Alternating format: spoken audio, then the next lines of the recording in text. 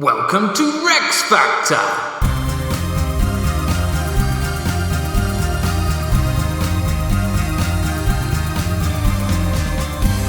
This week, Tom Licence on 1066. With your hosts, Graham Duke and Ali Hood.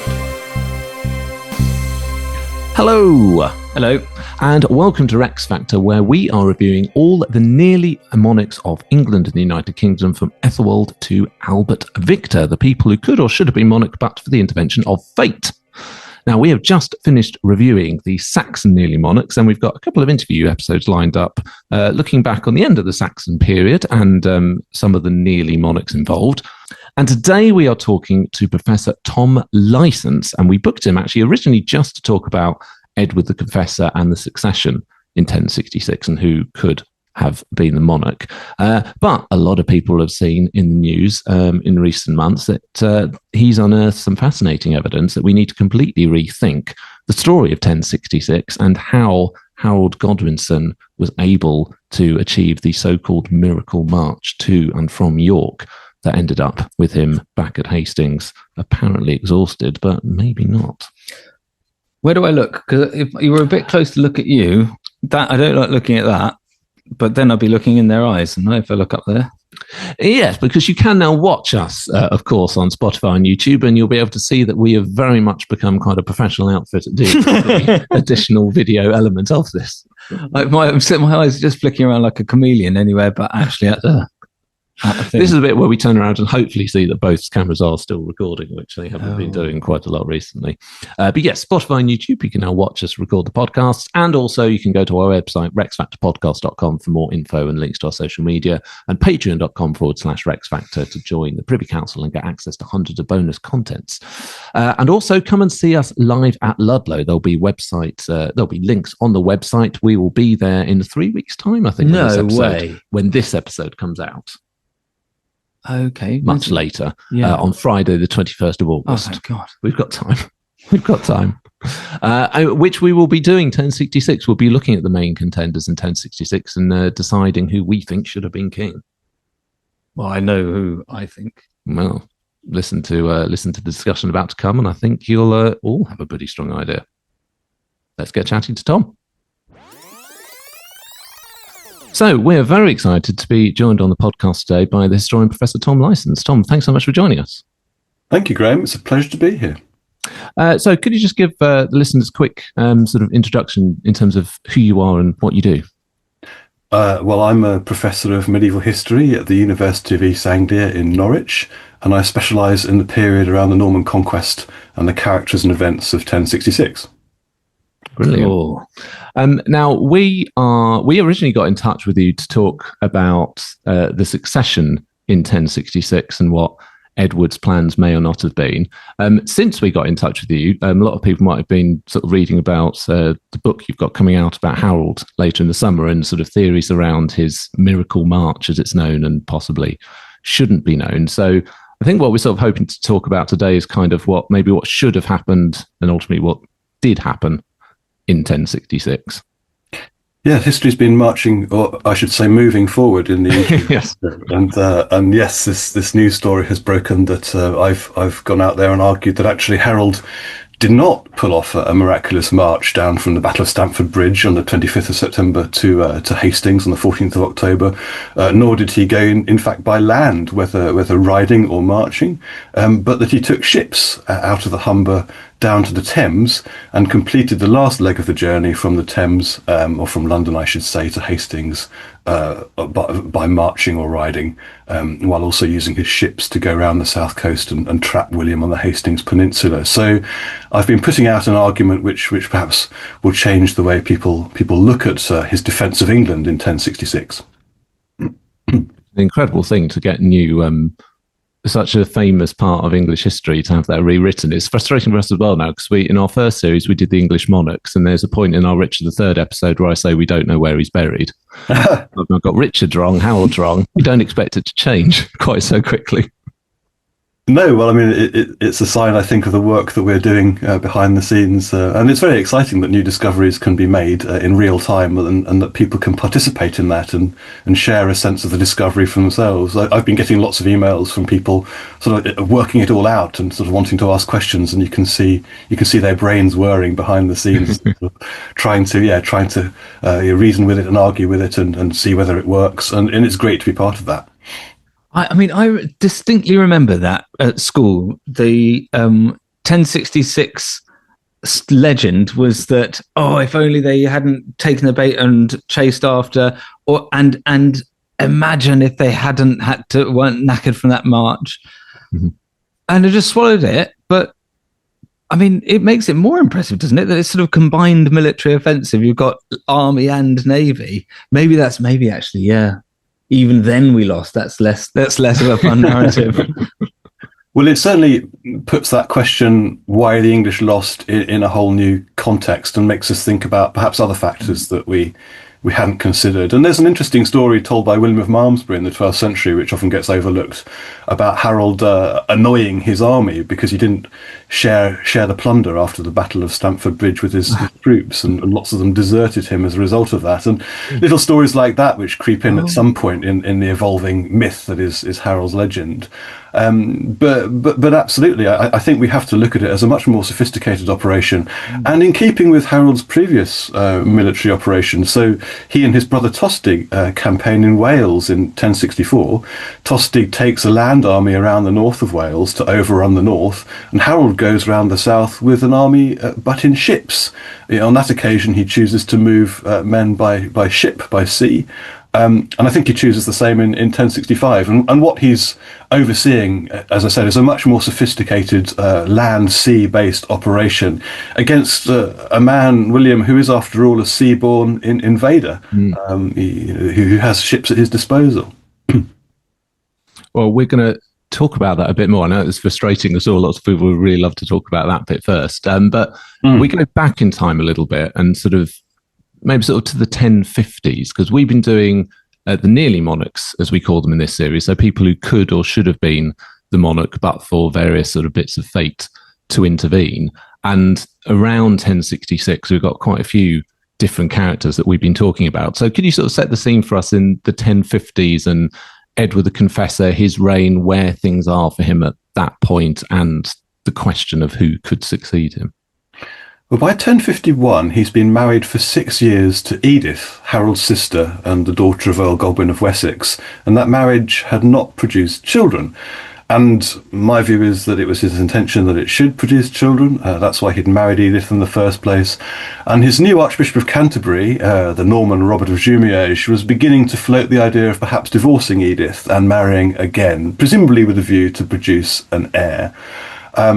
For one reason or another, to cut a long story short, that didn't happen. And so by the mid-1050s, Edward is looking around for a suitable heir to succeed him. And he looks over to Hungary, where his great-nephew, the son, where his nephew, the son of his late brother Edmund Ironside, has been in exile since about 1016, 1017. This man's been living in Hungary for 40 years. But because he's next in the bloodline, Edward naturally looks over to Hungary to bring him back. And in 1057, a mission succeeds in bringing him back to England, only for him, unfortunately, to die straight away, but leaving his own son, and this is Edward's great-nephew, Edgar, to whom is given the royal title Etheling, which means throne-worthy. And if someone has the title Etheling, it means that they are a potential candidate for the throne to succeed upon the death of the old king. Indeed, someone who didn't have that title would be very suspicious as a candidate. And all the signs are that through the late 1050s, certainly into the 1060s, Edward and Edith, his queen, and the community of the realm, the leading nobles, are lining up Edgar and imagining that he will be the successor to Edward when Edward eventually passed on to a better place. Now, that's not what, of course, happened. What happened in 1066 is that Harold took the throne very quickly for himself, and Edgar seems to have been pushed aside. But Edgar is certainly a figure who is, in the eyes of everyone who's an onlooker in the 1050s, 1060s, is being lined up almost as Edward's adopted son, and certainly as his adopted heir, and next in the bloodline. And the bloodline is just as important in the 11th century as it is in the 21st. Notwithstanding invasions, and of course England was invaded twice in the 11th century, the idea that the person who inherits the throne should be of that royal bloodline is very important. And it's that idea that's behind Edward's return to England in 1041 after 25 years in exile abroad. And that's what lies behind the return of his nephew Edward the Exile in 1057 after 40 years abroad. They'd rather have someone who could speak no English and had never set foot on English shores as the king than someone who perhaps knew the ropes but wasn't of that bloodline. So bloodline's very important to Edward the Confessor. So why does everyone get upset? I mean, what is even what's going on in France when you've got William of Normandy and Edward? Was it Harold or Edward who went over there and there was some sort of promise? Like, that seems to have no bearing. Why are they even thinking they're relevant if they're not Ethelings? It's the $1 million question. What exactly went on between Harold and William? The story from the Norman side is that Harold went over there, and we think the date's probably 1065. He went over there. He landed in Ponthieu. He ended up in Normandy with William. He ended up swearing oaths of one sort or another. The pro-Norman sources differ slightly on the nature of the oaths he swore. But the story that was emerging by the mid-1070s certainly is that he swore to uphold William's claim to be king. And a whole load of backstory had been written by that point too. This is obviously years after the conquest. So his backstory includes the idea that Edward the Confessor had promised the throne to William at some point in the past. Again, different sources put pin that on different occasions. And that Harold had gone over to confirm the oath. The interesting thing for me as a historian who, I'm by training sort of very sceptical of all these claims, particularly when they relate to legal claims around power, possessions, and who should be king, is that no Norman source before 1066 ever mentions any oath or any title that's been offered to William, or even hints at the idea that there might be some plan to line William up for the throne. And there are Norman sources from the 1050s and 60s that should be, I think, recording that if it's there, because it would have been a big thing. Of course, it's not in any English sources. And William also had a track record of doing this, of manufacturing a claim after the event. So in 1063, when the young Count of Maine, the county of Maine in France, adjacent to Normandy, when its count died, William muscled in and sort of began to take over Maine, arguing that the young count who had conveniently died had promised it to him and that he was the rightful successor. And he built a whole story around that too. So I think he just made it all up. So it feels like you sort of 1066 is really this one sort of boy that's got a claim to the throne, and then just three really big burly men who just make stuff up and just claim it because they've got bigger swords than everybody else. Well, nothing changes, does it? I mean, that's how power works. Yeah. I think the key thing in 1066 is that once the boy who's got the blood claim gets shoved aside and Harold takes the throne, he hasn't got a blood claim. And legitimacy and authority is very much vested in the blood claim, just as it would be now. I mean, if someone came and, God forbid, shoved aside King Charles and took the throne, everyone would raise their eyebrows and say, well, what's your right to do that? And because of that, it's like putting a sign on the throne saying anyone may now apply. And that's exactly what happens. Anyone who feels they've got a chance to shove Harold out the way and take the throne, they might as well do it, because the bloodline has gone out the window anyway, and it's now a free-for-all. And what it reminds me of is what we call the year of the the year of the four emperors, or sometimes the year of the five emperors, depending on how you sort of phrase it. But when Nero, the Roman Emperor Nero, died in AD 68, that was the end of the Julio-Claudian dynasty, the whole series of emperors whose, his blood heirs or whose chosen heirs had sort of taken over. And a whole series of generals then pile in and try to seize the throne. First of all Galba, and then Otho, and then Vitellius, and then finally Vespasian punches through. And it's a bloodbath. And I think something similar happens in 1066. I guess just the weird thing in contrast with that is the fact that the line hasn't ended, and there is still that person there in the form of Edgar.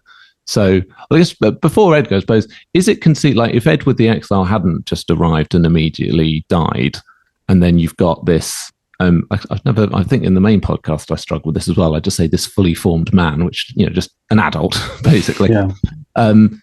Is it conceivable that England gets invaded by Hardrada and William in 1066 if you've got Edward the Exile as, I don't know how, would he be in his 50s then or something like that, like a mature, experienced royal son of a king?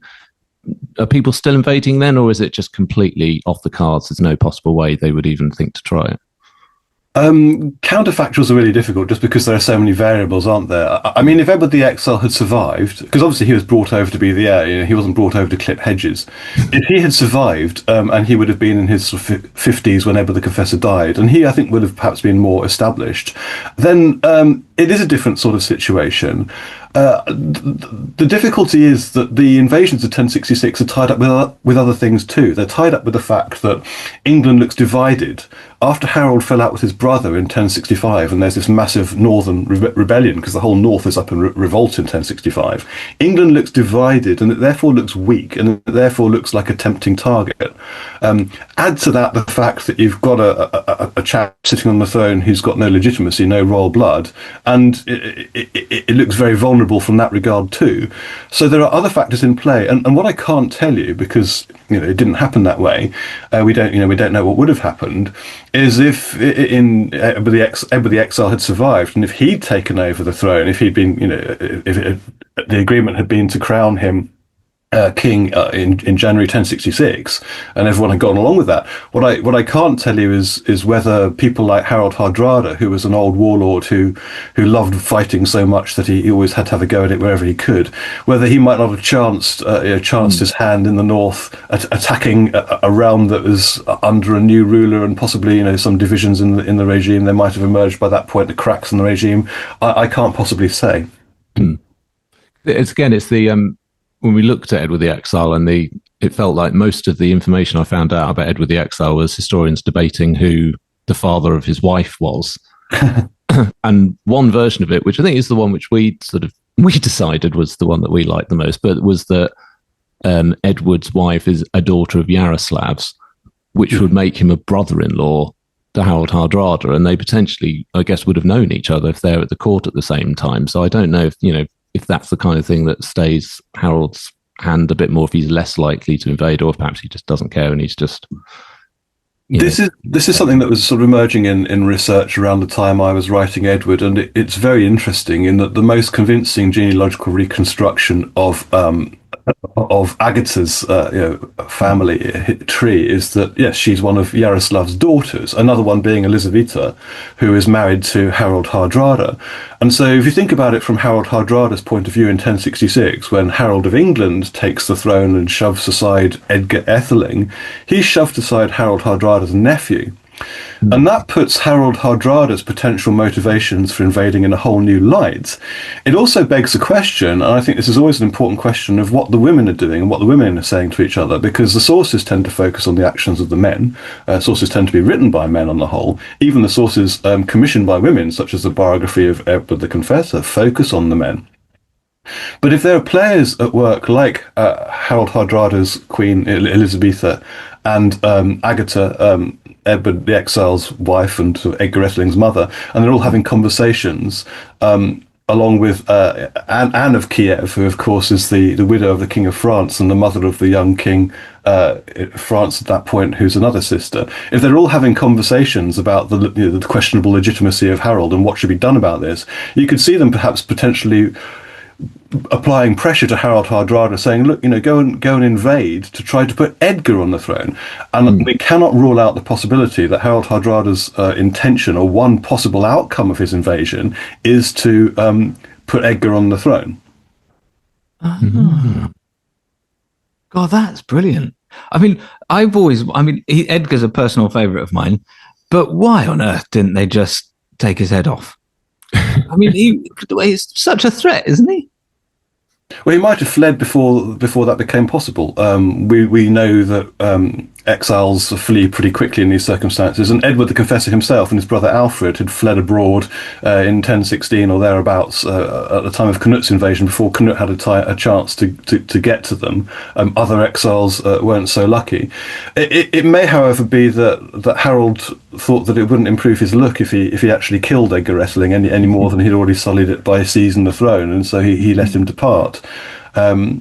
Richard III, if one accepts that he had the princes killed in the Tower, didn't do so immediately. There are sensitivities around this and sort of complexities, and one has to think of one's image. William the Conqueror, very interestingly, didn't have Edgar killed. Yeah. And one of the details that people don't often know is there in the Anglo-Saxon Chronicle is that after William the Conqueror had won the Battle of Hastings and was making his progress through the country towards London, the garrison in London, the soldiers who are now in charge of defending the south, they proclaimed Edgar king. They wanted Edgar king still, and it says in the Anglo-Saxon Chronicle D version, as was his natural right, referring to his blood rights and presumably any right of promise that had been made before 1066. They wanted him king, and it shows that this idea that military men wouldn't have wanted a boy as king is nonsense. They want a boy as king when there's an invader in the land, because his legitimacy is a stronger title than any title William has by force of arms. And he must have been the most charming person. I can't think of any other reason. All the rebellions afterwards as well.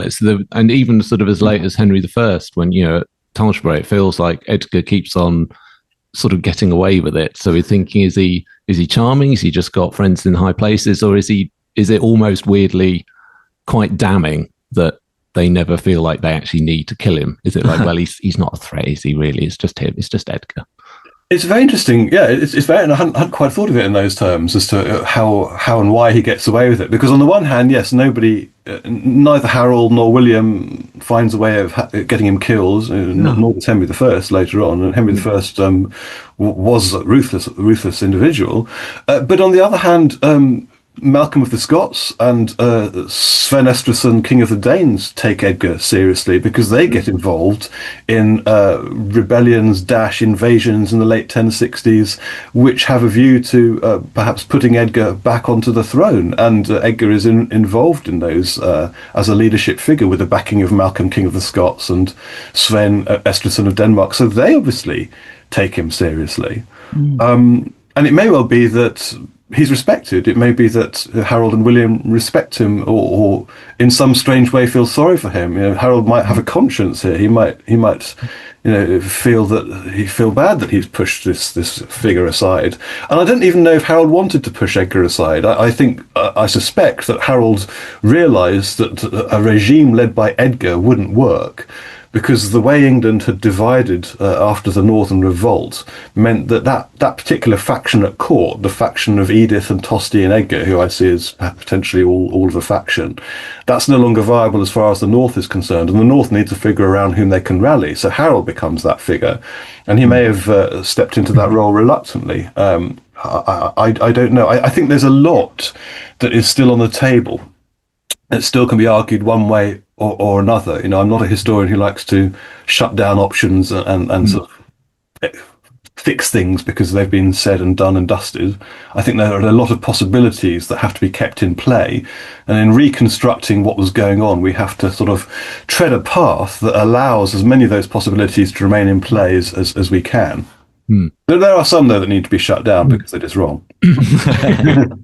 I always think Edgar would be the perfect subject for a history film, because there's so many. It's like there's an outline, and we can do all the colouring in, and it would just be fantastic. The tales that he's involved in. He goes in the First Crusade. He'd be for fiction, for a novel. He's an adventurer sort of character. And yet we're stuck with Bloomin', who's that fellow Uhtred of Uhtredson? Oh God. But yeah, he's like a cipher, isn't he? Where he's sort of, you invent a fictional person who just inexplicably is at all of these events, and yet he actually is at all of these events. He's amazing. Yeah, and you can make him live forever, like Uhtred of Bamba, and never age, because we know he's still around in the 1120s, by which point he's described as being rather old and living in the country. But that doesn't mean he can't pop up 10 or 20 years later if you want to. Take a story into the civil war between Stephen and Matilda or something. Think about the fictional possibilities around Edgar. But he's a bit of a mysterious figure. That's the thing. And one question I don't have an answer to. I quite like not having answers to questions. One question I don't have an answer to is where he is in 1066, because we have a neutral commentator. From the monastery of Saint-Riquier in Ponthieu, who simply says that he was driven out or forced out. The phrase is sort of unclear as to whether he's been expelled or he's left the country, left England, but we don't know where he went. So during Harold's reign, he's sort of hiding out somewhere. And it seems not to be in Flanders or in Ponthieu in that region, because I think the chronicler would have said he was driven out and came somewhere near here. So I guess it might be somewhere further north. He might have gone to Scotland or Norway. Certainly goes to Scotland later. But I wonder what he's doing in 1066 when Harold's on the throne, and who he's talking to and who he's plotting with. Yeah, and he's got to get back, obviously, to be elected king. Yeah, he gets back pretty quickly, doesn't he? Yeah. With Harold, and this is obviously because it's I should say actually the book you're doing on Harold. So it's part of the Yale Monarch series, which I'm familiar with doing, obviously the podcast on all the sort of kings and queens. So these are great books for me. But actually, I don't know if regular listeners might be aware, but you could just tell people what the Yale Monarch series is, because it's quite a sort of a major thing to be writing Harold's biography, isn't it? Sure, yeah. The Yale English Monarchs was a series. It's published by Yale University Press. It was established, I think, in the 1960s. And the idea is to get sort of leading historians or experts on individual reigns to write biographies of those monarchs, which are both at the cutting edge of research and understanding, but also accessible to the general reader and hopefully readable. So in that regard, it's widely seen as the premier series of biographies of English monarchs. And there hasn't been a sort of as far as I can think of, like a big proper Harold Godwinson biography that I can remember before, because obviously the Edward one you did, there had been a previous one, and you've sort of done a newer version, but Harold, this is the first one that we've had, isn't it? Yes, so occasionally English monarchs' biographies that were done years ago are redone, as in the case of Edward, which I think Frank Barlow originally wrote in 1970, and mine came out in 2020, so it's 50 years later. And William I has also been rewritten by David Bates, for example. But there hasn't been Harold so far. So all of this is a new contribution to the series. And so is that why, obviously, we're sort of moving on to 1066 and Stamford Bridge and all that sort of stuff? Is that maybe why this is lain? I don't know if it sort of was there waiting to be discovered, but the fact that maybe because no one had written a biography of this depth, that maybe people hadn't gone back to the sources on quite the same level that you've done because you're writing this book. I look at Harold and I think of his sort of afterlife as having three major bursts of sort of biographical activity. So I think there's a lot of writing around the time of Harold and shortly after his death, trying to make sense of him. And then there's another burst in the 12th century, where sort of historians of the English nation and the Normans sort of coming together, writing the history of people like Harold, people like William of Malmesbury. And then the next major burst of biographical work on Harold, I think, is in the 19th century with Edward Augustus Freeman, the historian of the Norman Conquest, who set out sort of most of the building blocks of the stories of the 1066 that we know today. Since Freeman in the 19th century, a lot of the writing about Harold has been building. It's been sort of additive on top of what Freeman wrote, but it hasn't necessarily been critical and inquiring in terms of going back to the sources and reading them very carefully and trying to work out exactly what they say and challenging old stories and myths that have been around and perpetuated since Victorian times. And so I think, yes, there hasn't been a critical attempt to go back to the original sources, look under every stone, check every detail, question every assumption. And that's what the Yale English Monarch series biographies really are for. It's that sort of work. And I should also say that I've been funded by the Leverhulme. And I want to credit the Leverhulme Trust as a foundation for funding me for since 2022 to write this and research this. But it's that sort of research that's needed. And I think it's from that kind of work that we gain the insights that allow us to question received wisdom and occasionally overturn very well-established myths. And it's obviously from your perspective, such an investment of time, because I guess there's an alternative scenario in which you go back to every single source and reread them all and being like, oh no, yeah, it's pretty much what they said the first time around, and it doesn't give you anything new. You don't know that you're going to find something like this, do you? It's not a guarantee. It's only you have to go in and see what you find. You can't have too much of a preconceived idea of what you're looking for, I suppose. Yeah, that's absolutely right. You might have a suspicion, though, that something is there for discovery. If, for example, you see arguments repeated again and again and again without any sort of attempt to question them or really check the facts, you might suspect that there's this fertile ground here for breakthroughs. But a lot of what I read, I read it and I think, yes, that seems sensible, and I steer a similar course, or I change it slightly according to my own thinking. But there have been a series of things where I've come along and thought, well, actually, I think that's wrong. And one of them back in 2016 was the whole question around the succession, when I started to argue that actually Edgar Etheling had been lined up all along. And it was in an article of 2016, I argued that it was Edward the Confessor's intention all along to be succeeded by a blood heir, and when his marriage to Edith failed to produce a child, he looked to the next blood heir, Edward Exile, and when he died, he looked to the next blood heir, Edgar Etheling, and that was still his intention in 1066 when he was on his deathbed. That was a sort of argument I put back in 2016, which has gained a lot of traction since then. Up until that point, it had been the dominant idea that Edward had dangled the throne before multiple different candidates to play them off against each other, and maybe even changed his mind throughout the course of his reign. But I see him as a much more consistent figure in his decisions on the succession.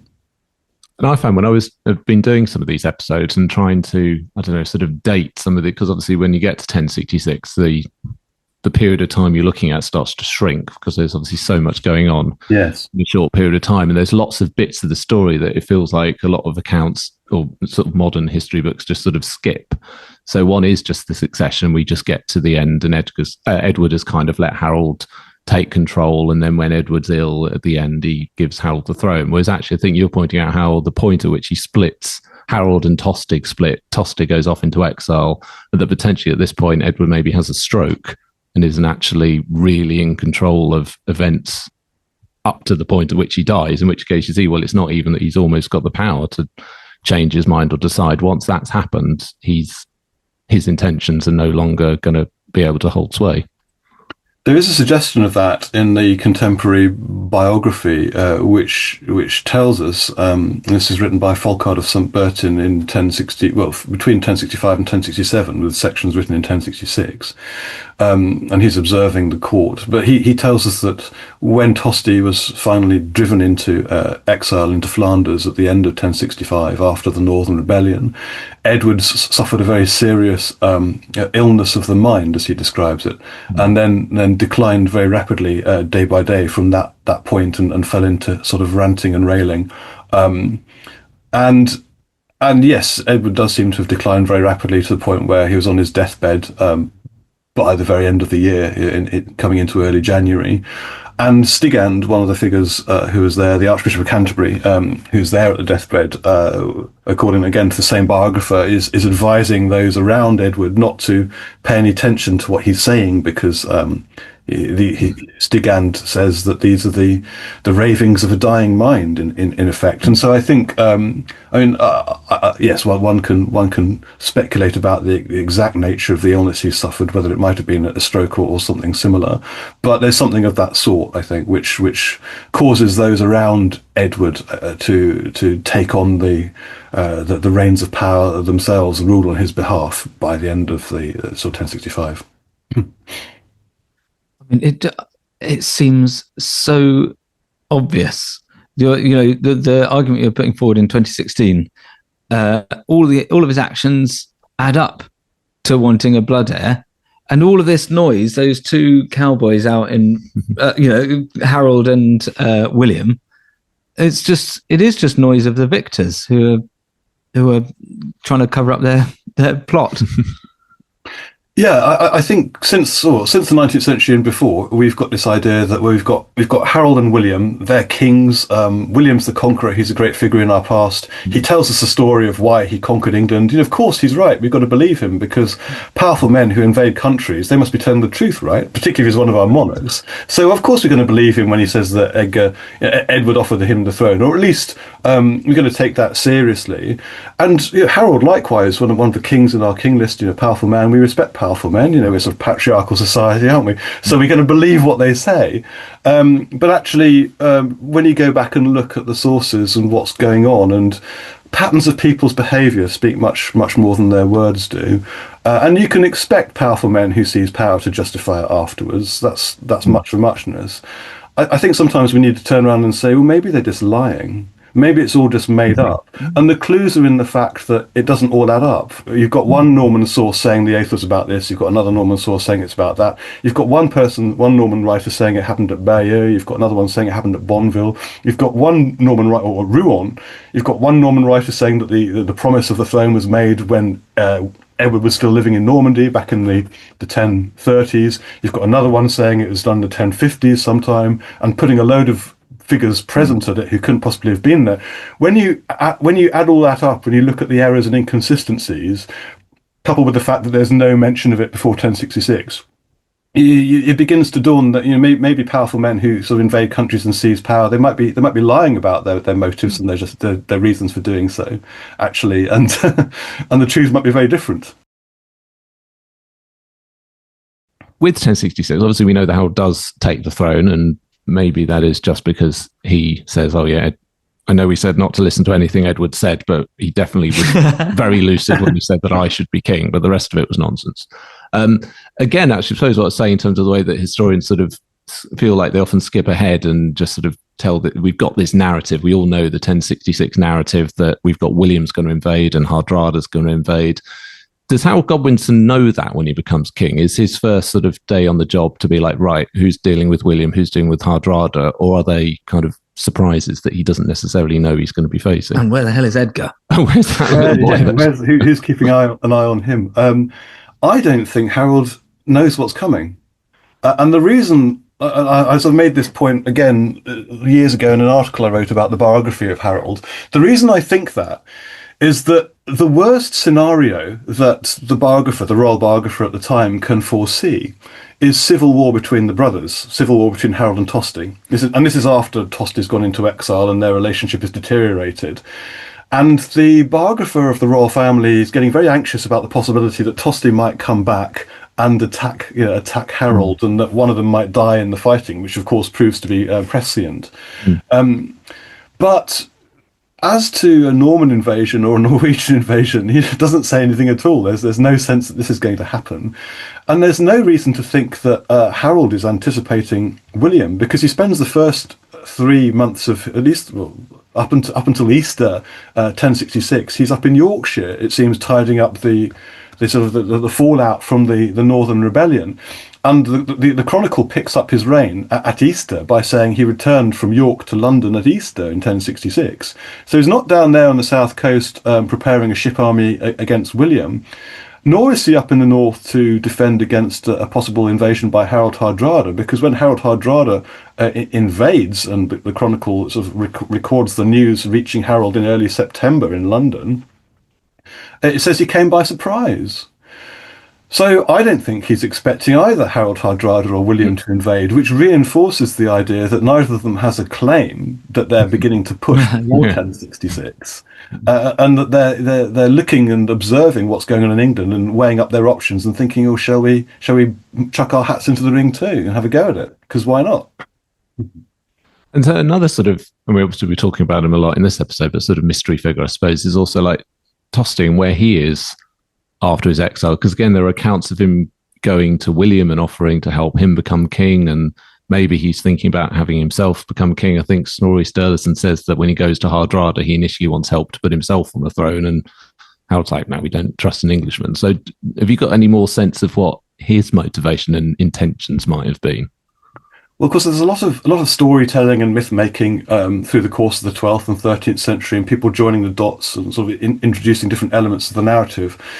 For me, the earliest sources are the most compelling, and again, what we do know from contemporaries is that he initially goes to Flanders, and of course his wife is a relative of the Count of Flanders, and he's given a position there. He's given charge of troops in Saint-Omer.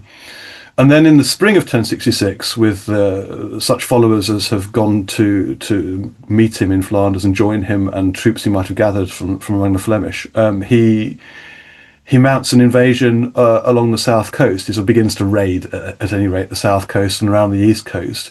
And then he's sort of driven from there up into the Humber, where he starts raiding there. He's then driven off by the Northern Earls. And from that point, he goes up to Norway, it seems, possibly via Scotland. There's no, I think, safe source that puts him in the company of William in Normandy at any point. I think the safest account of his movements is the one I've just described, looking at strictly contemporary sources and what they say, although later legends sort of take him all over the place. But I think, Flanders, around the coast, Scotland, and then sort of potentially in Norway. But it's just as likely that he meets Harold Hardrada in Scotland, because Harold Hardrada uses Orkney as a launching point for his invasion. So Tosti is probably encountering him in Orkney or in Scotland. So Harold Hardrada is a funny thing, because Harold Hardrada is the one that seems often in the traditional accounts the outlier, the one that's got this really spurious claim to the throne. Although, as we've been discussing, actually Harold Godwinson and William, Duke of Normandy are, well, I mean, if anything, actually Hardrada's probably almost got a better claim, in that he can vaguely sort of trace a sort of family tree of claims that lets him say that he's got a right to England. But when he does come, Hardrada and Tosti, and they invade in the north, that's where we sort of come to, well, we've got the traditional account that Harold has been waiting for William in the south, hears about the invasion in the north, Harold defeats the Northern Army, and then Harold Godwinson's got to get there as quickly as possible. What is the sort of the exact timescale? Well, I suppose it can't be very exact, but what are the timescales roughly, do we think, between Harold hearing the news of the invasion and getting up to York? I think thinking about exact timescales is exactly the right thing we need to be doing. We need to be doing that more, because there's only so much ground you can cover by marching in a week, whether it's the 19th century or the 11th. And well, the Chronicle account says that Harold is still on the south coast on the 8th of September, when he has to send home his land army because he can't keep them there anymore. Their pay has run out, basically. It then seems he goes to London with the ships. And when he gets off ship, according to the Chronicle, in London it would seem, he hears the news of Harold Hardrada's invasion in the north, possibly borne by a messenger on a ship that has come down the east coast and spotted them on the way. So that news, we don't know exactly when Harold Hardrada arrived. That's the other thing. It's some point in September. But from the south coast to London, maybe a couple of days after 8th of September, let's say Harold could have heard it on the 10th of September, by the timescale that we have in the earliest chronicle. That means he's got 14 days between hearing it and the point at which we know he's at Tadcaster, southwest of York, the night before the Battle of Stamford Bridge on the 25th of September. So he's got 14 days to get from London to Tadcaster, which is a little under 190 miles. And the Anglo-Saxon Chronicle C, again, which is the sort of best contemporary account at this point, tells us that he went north day and night as fast as he could, gathering his forces.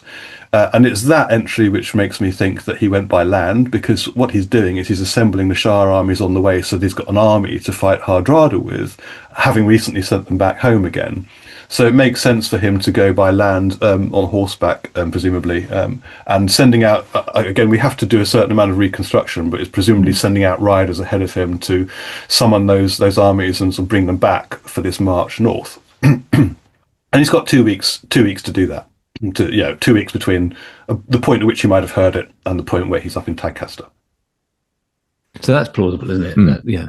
I think that's certainly doable with a mixture of men riding and on foot. And the other thing, of course, is that not everyone would have been coming up from London. If he's sending out riders to the shires, then men would have been joining it from the Midlands up to York. So they're not all making a journey from London to York. They're flowing in from different shires along the way at different distances.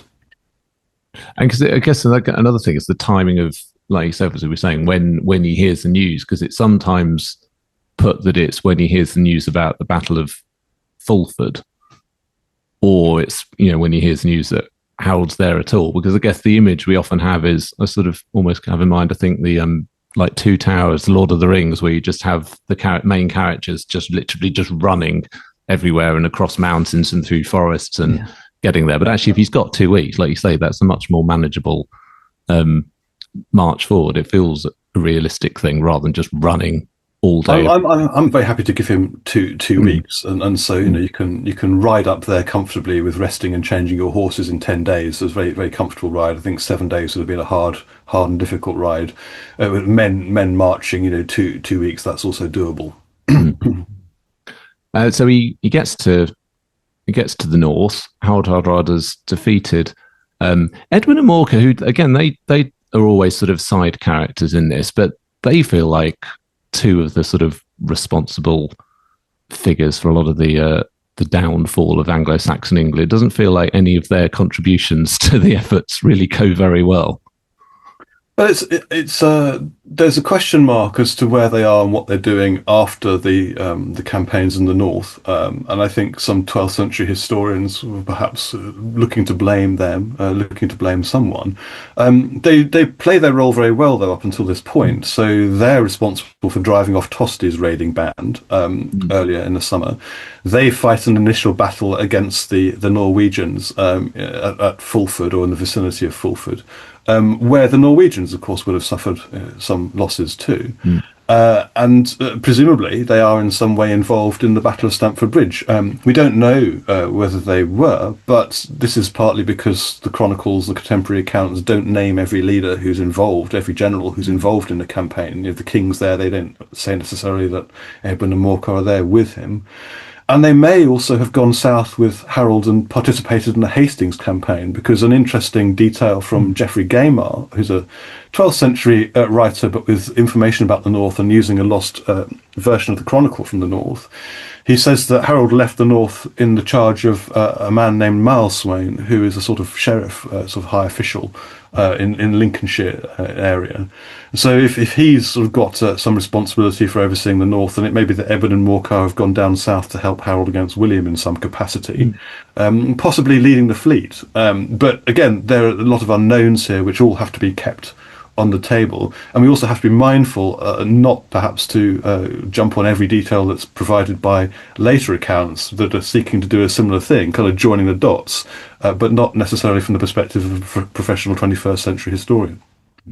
Essentially, yeah, because my perspective, not perspective, sort of the way that it sort of has come across has always been that they sort of conspire to get rid of to get rid of Tosti in 1065, lose against Hardrada, and then just kind of lay low for a while, and then they show up after Hastings and sort of want to have maybe one of themselves on the throne, and then don't really show much support for Edgar, and then tootle off again. But actually, interesting, maybe actually they're quite involved in it, and they just, like you said, they're just not named. Doesn't mean maybe some smoke and mirrors here, because the contemporary chronicle, breaks off after the Battle of Stamford Bridge. So there's nothing we know beyond the fact that the Norwegians are sort of destroyed from C. And obviously Edwin and Morcar's role is a mystery. D is most likely being written in the early 1070s or late 1060s, at a time when Edwin and Morcar are still sort of figures who are, in theory, sort of important in William's regime. And there may be an agenda to cover over their opposition to William in those early campaigns. So particularly if they've been involved in the Hastings campaign, this might be something that the chronicler in both D and E, writing after the conquest, want to cover up at that point, because it would have been potentially harmful to them. And another detail that's covered up, I think, in favour of Edwin and Morcar, and I've written an article about this elsewhere, is the detail of what happened to their father, because their father, Alfgar, Earl of Mercia, disappears mysteriously around about 1063. And usually when earls die. It's recorded in the Chronicle, but there's no reference to what happens to him. And it may well be that he had gone off and rebelled again with Griffith, the Welsh king, and died a traitor in the subsequent action in Wales, and this had all been covered over. But there is at least reason to think that the writer of the Dee Chronicle in the north has some incentive to not reveal how Edwin and Morcar might have been working against William in 1066 on Harold's side. So it's like you say, it's like you're saying already, but there's just so many things you have to either rethink or be careful not to assume. And that takes us on nicely to obviously the aftermath. Harold wins the Battle of Stamford Bridge, defeats Hardrada, defeats his brother, and then finds out that William's invading the south and he's got to get there super quick. So this is, I guess, where we have the miracle march south, as it's often put. He gets back super quick, and the assumption is he's fought too soon, he's not ready, the army's tired, and as such, obviously we lose at Hastings because, under-resourced, exhausted. But potentially that's not actually what he does. So you can tell us what and why you think he didn't do the march south. Well, I mean, if any historian can show me in the sources the passage where it says he moved by land, or he marched, or he took horses, please, they're welcome to come and show me that. Because what I found looking through all the sort of contemporary accounts is that there's no reference to any marching. There are none of the verbs that are usually associated with marching or with riding. Indeed, there's no indication as to whether he moved south by land or sea. He moved very quickly, as described by sources. There are, however, plenty of references to ships. We know, for example, that he had a fleet on the River Wharf at Tadcaster. We know that there are a lot of Viking ships that are unaccounted for, because supposedly the Vikings come in 300 ships and went home in only 24. So there are potentially a lot of captured Viking ships. And indeed, Geoffrey Gaymar, whom I mentioned earlier, who's using a lost version of the Chronicle in the North, he said that Harold commandeered the ships. The ships then turn up in the Norman accounts. The two earliest and best sort of Norman accounts of the Battle of Hastings refer to Harold sending hundreds of ships around the south coast to blockade William and to stop him escaping by sea. So if Harold has hundreds of ships back in London to send around to blockade William, those ships have got to have come from somewhere, and they have to have been manned. And the only place that I can see them having come from is the River Humber a few days earlier, where Harold is up there with all these other ships, the Viking ships, and his own fleet. So I can point to plenty of evidence of ships moving down the east coast, enough to accommodate hundreds of men. And I can also argue that that sea journey, according to other sort of estimates of the movements of medieval fleets and later accounts of how long the sea journey took from the 17th century, would have taken about 4 days from the mouth of the Humber down to London. Whereas the march, or the forced ride, I mean, much for muchness, I think for me, they would have taken, well, not only much longer than that, but there's also a real problem in this question of whether Harold started off on his journey south before or after hearing the news of William's arrival. I don't think the news of William's arrival could have got to York in under about 5 days, really. I don't see how it could have done. And yet there is this sort of idea that it must have reached Harold by the 1st of October, giving him something like 12 days to march down to be at Hastings, or I should say battle the night before. I don't think that's plausible. So it may be that he set on his way south before hearing the news, but that of course puts his motives in a very different light, because if he's going south before the news reaches him, he's not going south to deal with William. He's just going south because, well, he's come up north and now he's going south again. So we have to think about why he's going south, as well as how he gets there. So in terms of how that then changes the context for Hastings, if actually he's got time to get there because he's got the ships, he's not as tired. And I think you also talk about how the naval bit isn't just about transporting him and his troops there, but it's also, like you say, blockading William so that William's trapped there. So actually, Harold's not just in this sort of desperate rush. He's actually got a genuine plan to deal with William. So what was meant to happen from Harold's perspective at Hastings? It's a plan that looks similar in some ways to his plan for, or well, the English plan for dealing with Griffith in 1054, which is to trap Griffith in Wales in the pincer movement, with Tosti going around the north and by land with troops overrunning Griffith's sort of home territory of northern Wales, and then Harold going around with ships in the south to sort of block him off and again harry the southern coastal plain. And these two pincers, trapping their quarry and containing their quarry in the sort of heartlands, Griffith perhaps ending up somewhere in Snowdonia. What Harold uses the fleet to transport troops initially down to London, but then from London he uses it slightly differently, potentially with different commanders from this point, sending it back out again with a view to blockading William. And most naval actions at this date are to do with blockading and sort of trapping people in certain spots. And Hastings is or was at that point a peninsula. The sea, the coastline is very different to as it is now, and there are two river systems either side of a long ridge of land. Where Hastings cliff tops are, where William had his base camp, there's a ridge of high land that runs all the way up to what's now Battle, dips down just before you get to Battle, and then there are the two river systems, River Breed on the one side, and then sort of Pevensey Bay on the west. So there isn't really any exit for William other than by following this high ridge of land up to a certain point around about where Battle now is, from which you can then break out onto the road system. And what you want to do when you've got an invader in your land is take all possible steps to stop them getting onto the road system, and thereby infiltrating and sort of marching their troops around really sort of much more effectively than they can when they're still pushing through the countryside.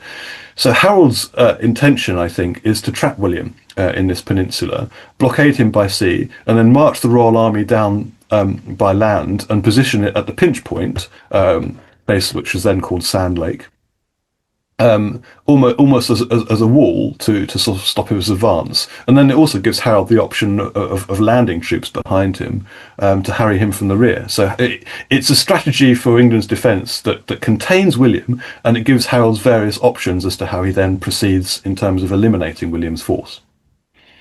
So William's position is actually almost a bit desperate, really, at Hastings. If he's got he's got to attack a shield wall up a hill, and he can't retreat on the ships because he's surrounded. So actually, he's maybe the one that perhaps would look in the most danger at that point. His only option is to win the battle, or else he's screwed, really, isn't he?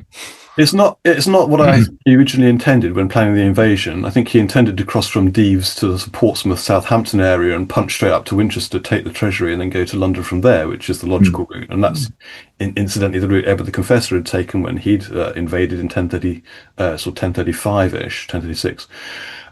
So William had been blown to St. Valery, and he'd crossed from there to the next best harbour, which was Pevensey Bay. But it did leave him, yes, in this position where he's potentially trapped and he needs to get out as quickly as he can.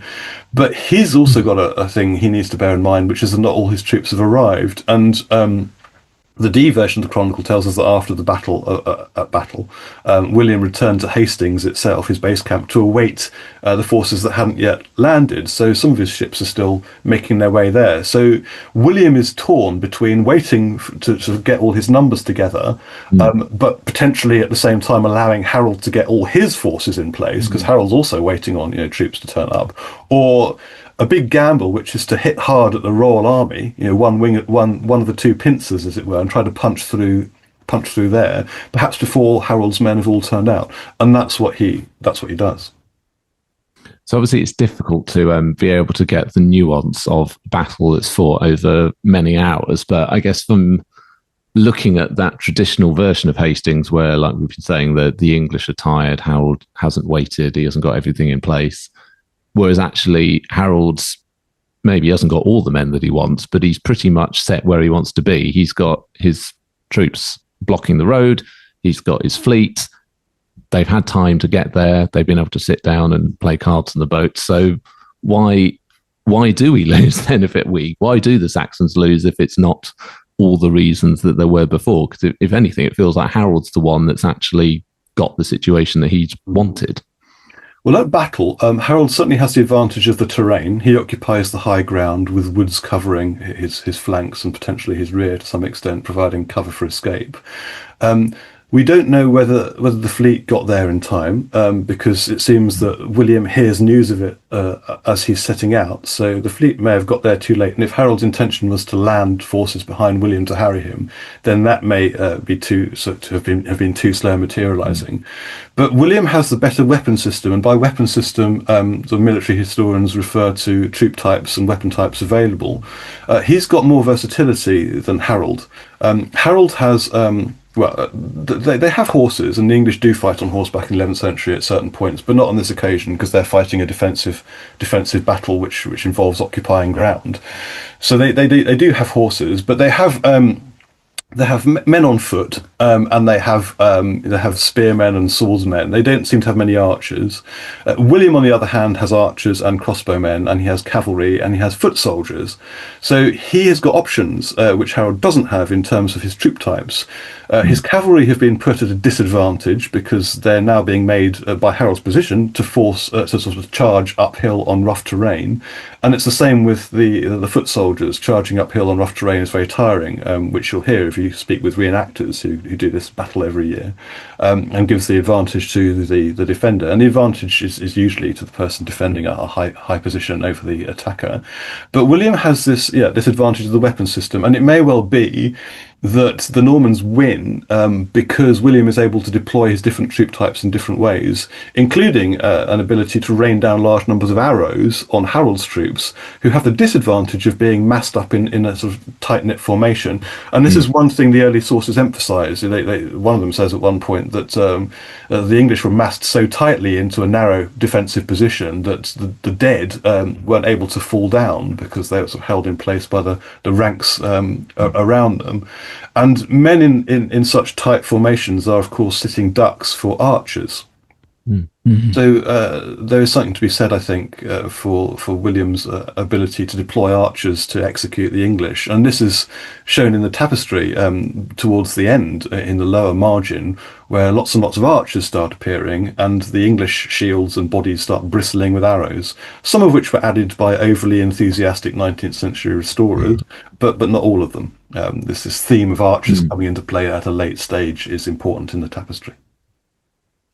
And so how does that, well, I guess from your perspective, obviously writing the book, about sort of change our perception of Harold? Because he's often sort of seen as sort of like the plucky underdog who has to fight these two incredible battles in quick succession, and he almost pulls off the sort of near impossible with these victories, whereas actually he's much more in control of what he's doing. So in some ways, a more sophisticated general, but then actually he loses without the sort of easy excuses for it. And I was struck actually, I think, listening to when you were talking to on the Gone Medieval, and you were saying about how potentially he doesn't actually get everybody who he thought should be there, doesn't necessarily fight for him. And I think you mentioned sort of Richard III and Bosworth, and it's interesting if you go back and think, Edward the Exile dies mysteriously when he arrives. Tosti gets sent off into exile at Harold's connivance. Edgar gets passed over when he was the one with the claim. Like, is there a bit of a sort of a Richard III or a Shakespearean Richard III about Harold? I wish Shakespeare had written a play about Harold. It would have been very interesting. Maybe The Lost Harold by Shakespeare will be discovered, or someone should sort of forge it. But yes, I suspect there were those who didn't turn out for Harold. Robert Fitzwymark is a very interesting character as Sheriff of Essex, because the Norman writer William Potier, the ducal chaplain, says that Robert sent a secret message to William saying that he was going to give him his backing. And if the Sheriff of Essex is secretly working for William, that means that the Shire Army of Essex might not turn out for you, because it's the Sheriff's responsibility to lead them and raise them. So Harold might have been banking on the men of Essex to turn out, and sort of finding that they were dragging their feet. And it might not be quite the case of the Stanleys sitting on the sidelines watching which way the battle's going, as in Richard III's case in 1485. It might be more that some of these officials were hedging their bets and dragging their feet and saying, I'm terribly sorry, Harold, the troops are still getting their shoes on, and haven't got all the horses ready yet, and we're not sure we can be there in time. Or even just going silent, because there are ways of deserting your king without making it look like you're deserting your king. So there are hints of this in the English accounts when the blame shifting, so the blame game begins, and so people start casting around for someone to blame. The English accounts say that Harold was under strength and not everyone turned up for him. And there's also this story in the 12th century about men deserting him, supposedly because he didn't share out the booty. But there's a lot of noise around this possibility that maybe not everyone fancied fighting for Harold. They thought they'd just sit on their hands for a bit.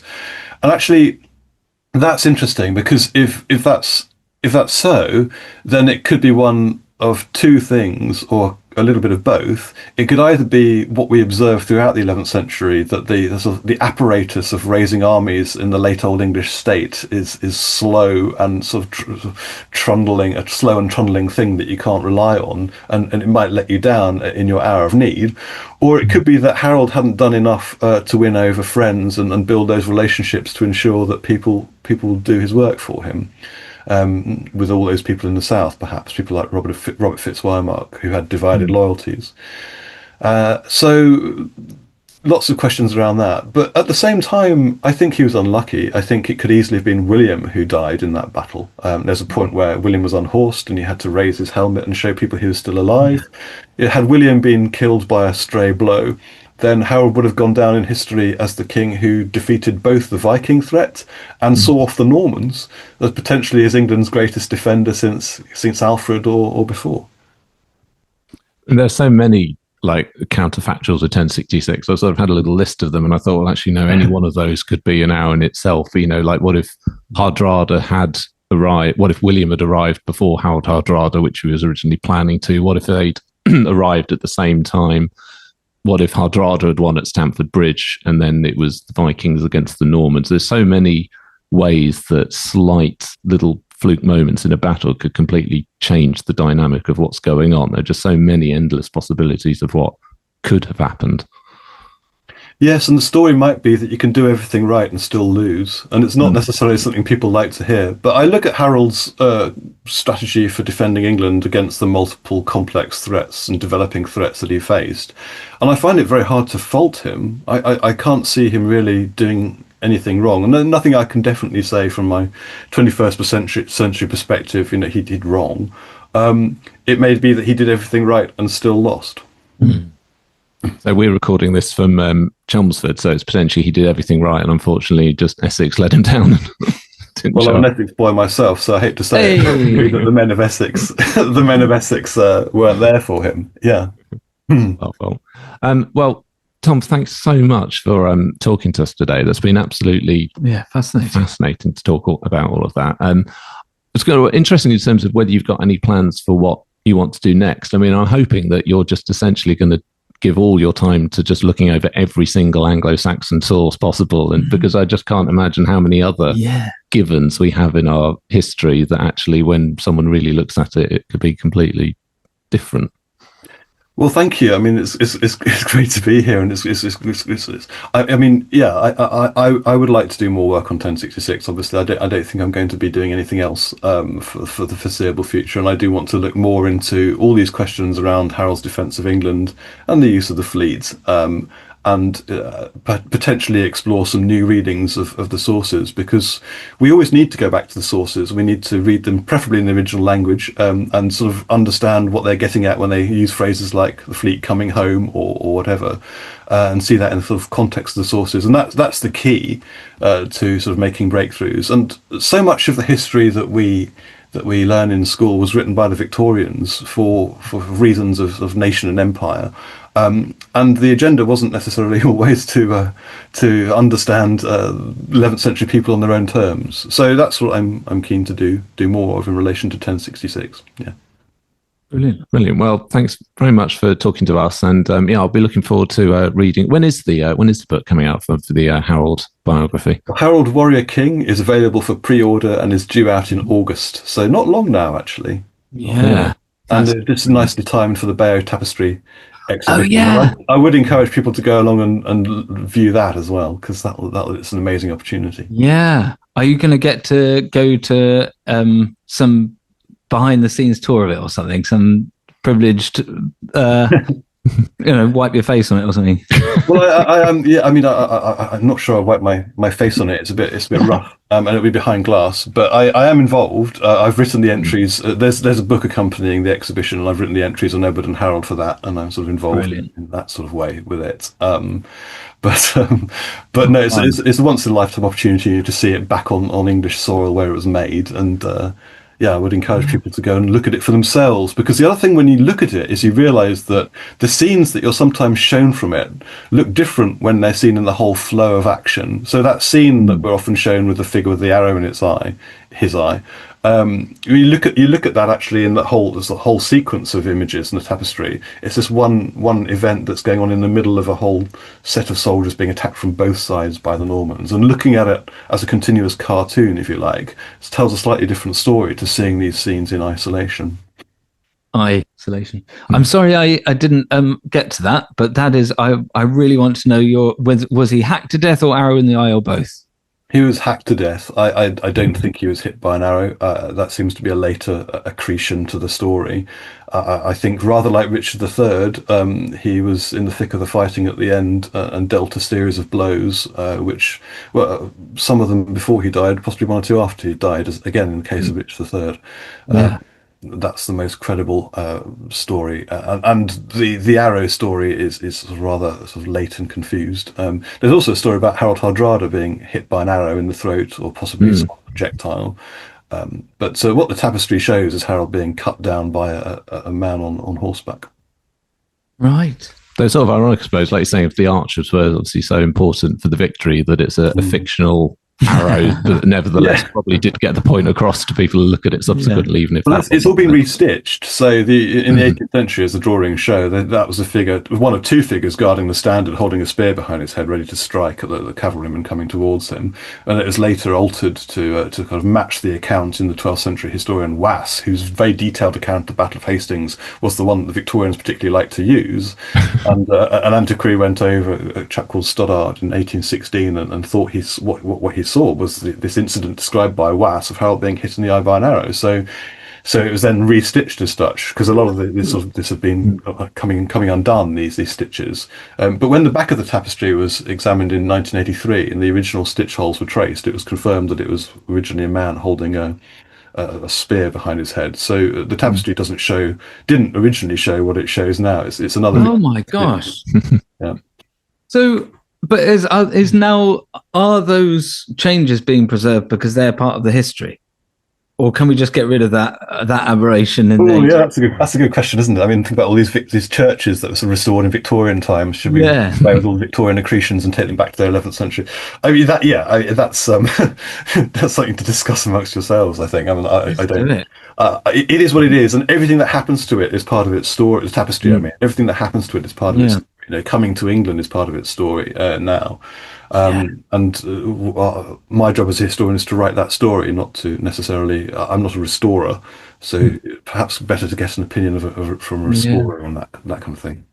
Yeah, Phil Byer might be a bit annoyed if they get it back and we've changed it. Yeah. We've corrected it. Yeah. Made a few edits. We made it better. Well, it's good as well just to have a point of debate about it, about Harold and about these things, because I think that a lot of the press before, when it was first announced it was coming, there was a lot of debate about how many male members there definitely are actually in the tapestry. So it's sort of good to have other bits to debate about it. Anyway, we'll definitely look forward to going to see that, because I've never seen it actually. I don't know if you've been, but I've never seen it in person before. So yeah, it's more than people think. It's in terms of it's only this sort of high, sort of 50 centimeters high. Brilliant. Well, we look forward to seeing that. Look forward to reading the book on Harold when it comes out as well. But yeah, Tom, thanks so much for joining us. Thank you very much. Thanks, Ali. Great to be here. Thanks for having me. Cheerio. See you. So that was Tom Licence on the succession in 1066. What a nice chat. Lovely chap. And amazing to get new history on 1066. That is a man in a pond and having a lovely swim. Yes. Yeah, definitely. And he's absolutely right. I'd forgotten the fact that this context of the fact that we've got the Bower Tapestry coming back. It's all happening. Which again will be, by the time we're recording this in April, So obviously, summer for when the book comes out, for when the Bow Tapestry is coming over. That's an easy Rex Factor outing. We've got to go. I feel like I need to. We need an in. I suppose maybe Tom's our in. We just say, could we just tag along? I think it's British Museum, isn't it? Yeah, good try. Yeah. Oh yeah, you've got to. I could try. Oh, I don't know. Anyway, so lots of exciting stuff to look forward to with us and 1066. We were talking about Ludlow. We've obviously just had this interview with Tom. We've got the book coming out. We've got the Bay of Tapestry coming out. So yes, if you're Battle of Hastings minded, then this is a golden summer. Can you imagine in 1080, whenever the actual Bay of Tapestry was made, people saying a similar thing? Okay, and next month we've got this new tapestry coming out. There's a new saga. They're doing a saga up there. There's nothing for a couple of years. It's like World Cups. Yeah, their entertainment came every 4 years, but it was just looking at their cloth. I mean, let's go and see it anyway. But nevertheless, it's very exciting. We should all go and see it. Good sell. It's a brilliantly worded press release. If I could just change the small element of the words, and then I think it's ready to go. The words. Anyway, yes, so that's all from us today, but as I say, lots of stuff to be looking forward to. If you would like to hear more from us, you can sign up and join the Privy Council at patreon.com/RexFactor. You get an ad-free version of the main podcast and access to over 450 bonus podcasts, plus our exclusive Discord server. Yeah, which is fun. That's where you can chat to us. Exactly, by text. Yeah, although there is a chat function. There is a chat function, but you probably imagine maybe a bit beyond. I'm not having anything to do with it. I always think that they can see me. You never quite know when people are looking or listening. Yeah. So best to just close it all down. Again, but come on. We will be there. We've all got something to bring to this discussion. I think what you should bring is silence. Yeah, exactly. Just smile and nod. Yeah, come along. Anyway, yes, hopefully you enjoyed that interview with Tom Licence. Our next episode will be another interview episode, and another one sort of focusing on 1066, but the aftermath of 1066. So we'll be talking to Dr. Eleanor Parker about, I guess, a nearly generation.